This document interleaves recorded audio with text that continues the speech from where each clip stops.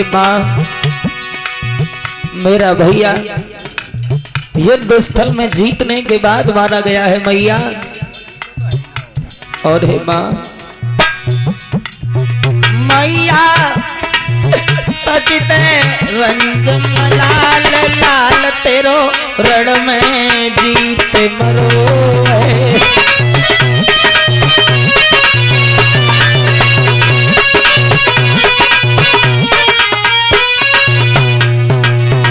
और हे मैया,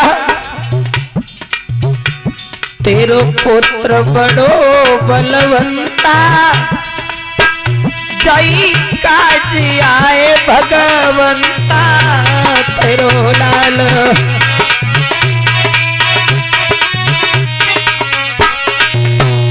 हे माँ, मेरे भैया ने जब बुरा काम किया है भैया, तो भगवान ने उससे 12 का रूप धरने के बाद खत्म कर दिया है माँ। मेरे भैया की वजह से ही भगवान को 12 का रूप धारण करना पड़ा मेरी माँ। और समझाए कि बोलो है मैया,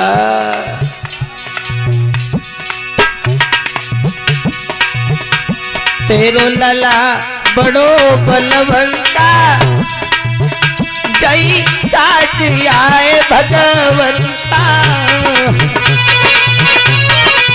बहुत सुंदर भैया।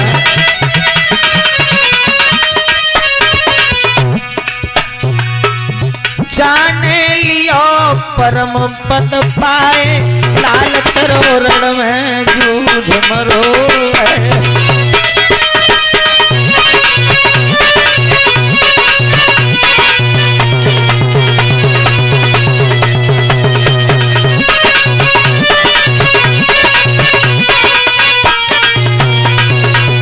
और हे माँ, तुम कहती हो कि मेरा भाई था, अगर मैया वो मेरा भाई होता तो मुझे छोड़ करके हरगिज नहीं जाता। और बोली है समझा करके, ये पुत्र पिता और माता सब झूठे जग के नाता।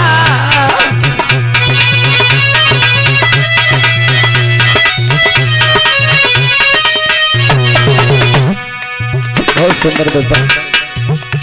ये पुत्र पिता और माता जे झूठे जग के नाता।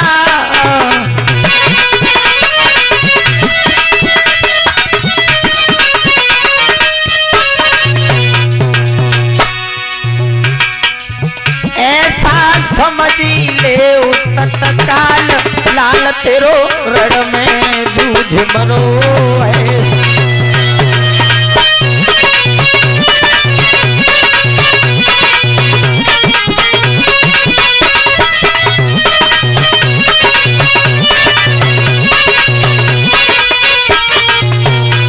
और मेरी माँ, धैर्य को धारण कर भैया। इतनी सुने रोई मैया, तेरो है गो अमर कन्हैया।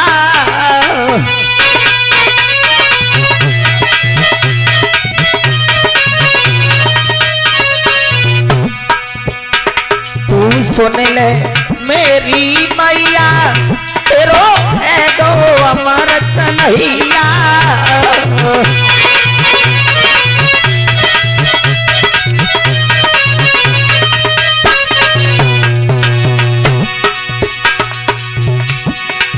मैया व्यर्था करत मलाल, लाल तेरो रण में जूझ मरो है।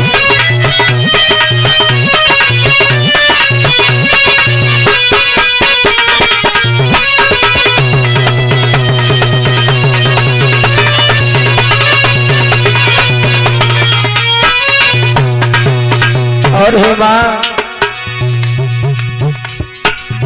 मैया तजने रंग मलाल, लाल तेरो रण में जूझ मरो है।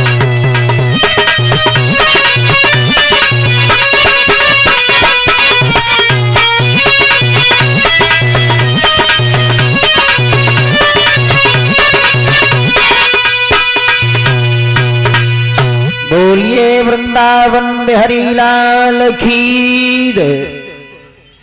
आज मेरे भगवत श्रोताओं, जब बार बार कहा है तो हिरण्याकश्यप के दिमाग में आया कि क्यों ना मैं अपने भाई की मौत का बदला लूं। ओहो, भगोना पलटो जा रहा हूं करण भैया को, तो है ही बिरयानी बहनों को 10 रुपया करण भाई बिरयानी वाले। वेज बिरयानी बेच तो नॉन वेज? अच्छा वेज बेचता तो सही है, नॉन वेज मत बेचियो, उनसे बड़ी नफरत है हमें।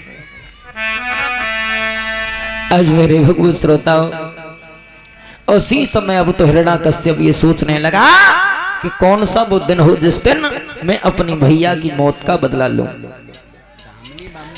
लेकिन भक्तजनों, हर समय यही उपाय सोचता है कि किस तरीका से मैं अपने भाई की मौत का बदला लूं, कौन सा वो समय हो।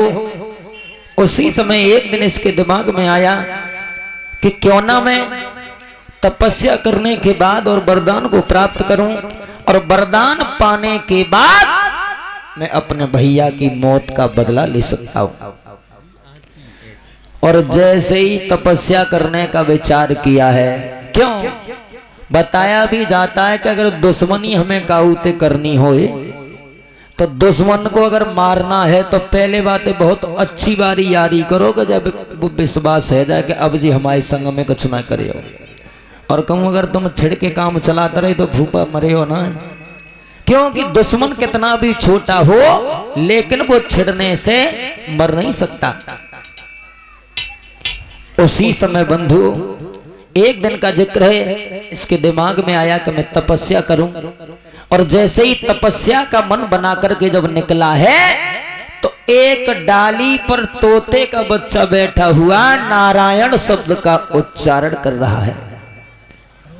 जब ये बात इसने सुनी सो दिमाग में झटका लगा कि आज मेरे लिए तपस्या करने का दिन खराब गया, क्योंकि आज मैंने अपने दुश्मन का नाम अपने कानों से सुन लिया।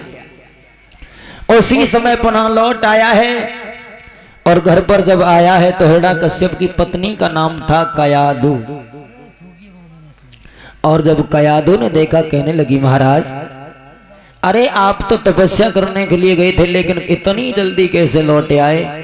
बोले कयादु क्या बताएं तुम्हें, आज जब मैं रास्ते में जा रहा था तो एक तोते का बच्चा एक डाली पर बैठा हुआ नारायण नारायण शब्द का उच्चारण कर रहा था।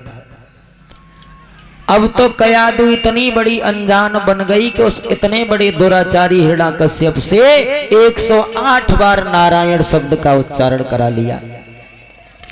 सुखदेव समझा रहे हैं राजन, जैसे ही हिरण्याकश्यप अपने घर पर रुका तो उस समय कयादु जो थी वो मासिक धर्म से थी भूपा जी।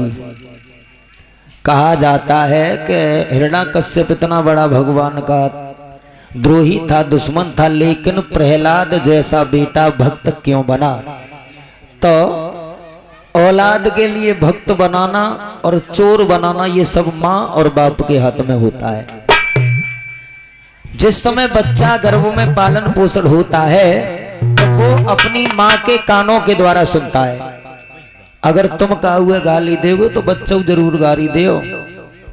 कांगो वो राम सिंह को छोटू बाबू के तो धर्राटे काट रही है। तो ये सब माँ बाप की शिक्षा दी हुई होती है। उसी रात कयादु गर्भ